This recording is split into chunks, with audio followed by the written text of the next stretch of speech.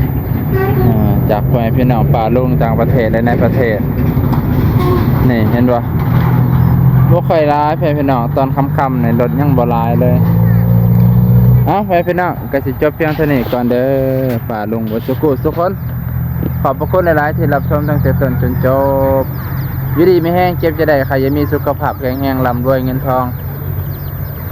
ขอบพระคุณหลายๆครับ